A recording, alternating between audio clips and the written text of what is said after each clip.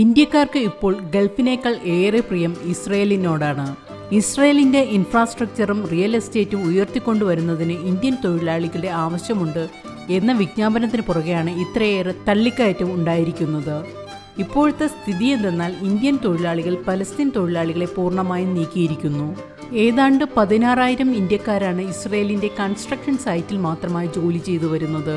ഈ തൊഴിലാളികളുടെ മറ്റൊരു പ്രത്യേകത എന്തെന്നാൽ ഇസ്രയേൽ പാലസ്തീൻ യുദ്ധം കൊടുമ്പിരി കൊണ്ടിരിക്കുന്ന സമയത്താണ് ഇവർ അങ്ങോട്ടേക്ക് പോയത്. ഒക്ടോബർ 7-ന് ഹമാസ് തീവ്രവാദികൾ ഇസ്രയേലിനെ അതിശക്തമായി ആക്രമിച്ചപ്പോൾ നിരപരാധികളായ ധാരാളം ആൾക്കാർ കൊല്ലപ്പെട്ടു.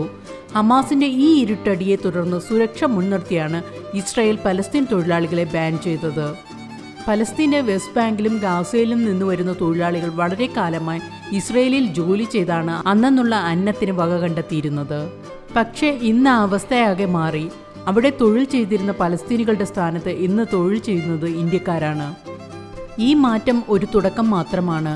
ഇസ്രയേലിലെ വമ്പൻ റിയൽ എസ്റ്റേറ്റ് ടൈക്കൂണുകൾ വെളിപ്പെടുത്തുന്നത് അവരുടെ ലക്ഷ്യം ഇൻഫ്രാസ്ട്രക്ചറിൻ്റെ ഓരോ മൂലയും ഭാരതീയരുടെ പ്രയത്നത്താൽ ഉയർന്നു വരണമെന്നാണ്.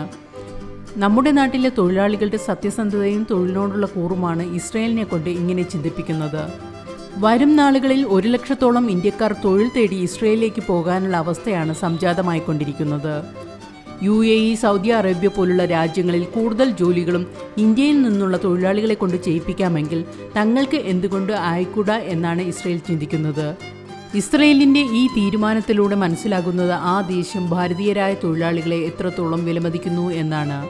ഭാവിയിൽ ഇസ്രയേൽ ആരോഗ്യരംഗത്തും ടെക്നോളജിയിലും അതുപോലെ നൈപുണ്യം ആവശ്യമുള്ള മറ്റ് മേഖലകളിലും ഭാരതീയരെ ക്ഷണിക്കാനാണ് തീരുമാനിച്ചിരിക്കുന്നത്. ഇറാൻ മിസൈൽ ആക്രമണം നടത്തുന്ന പശ്ചാത്തലത്തിൽ ഇന്ത്യൻ തൊഴിലാളികളെ തിരിച്ചു വിളിക്കണമെന്നാണ് ചില ഇന്ത്യൻ നേതാക്കൾ ആവശ്യപ്പെട്ടിരുന്നത്. യഥാർത്ഥത്തിൽ ഇന്ത്യൻ തൊഴിലാളികൾ അവിടെ ഇസ്രയേലിൻ്റെ പുതിയ വികാസത്തിന് അടിത്തറ പാവുകയാണ്. ഇറാനിൽ നിന്നും എപ്പോൾ വേണമെങ്കിലും ഒരു ആക്രമണം ഉണ്ടാകും എന്ന അവസ്ഥയിലാണ് ഇസ്രയേൽ ഉള്ളതും. എന്നാൽ ഇസ്രയേലിൽ ജോലി ചെയ്യുന്ന ഇന്ത്യൻ തൊഴിലാളികൾ മടങ്ങി വരാൻ തയ്യാറല്ല. അവർ പറയുന്നത് ഇസ്രയേലിൻ്റെ ഡിഫൻസ് സിസ്റ്റം അതിശക്തമാണ്.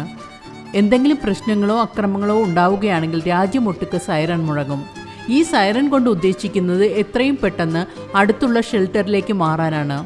മറ്റൊരു പ്രത്യേകത ഈ തൊഴിലാളികൾ ജോലി ചെയ്യുന്നതിന് അടുത്തെല്ലാം ബോംബ് ഷെൽട്ടർ നിർമ്മിച്ചിട്ടുണ്ട് എന്നത് തന്നെ. സൈറൺ നിൽക്കുന്നതും തൊഴിലാളികൾ പുറത്തു വന്ന് യാതൊരു ഭയവുമില്ലാതെ നിർത്തിവെച്ച പണികൾ പുനരാരംഭിക്കുന്നു.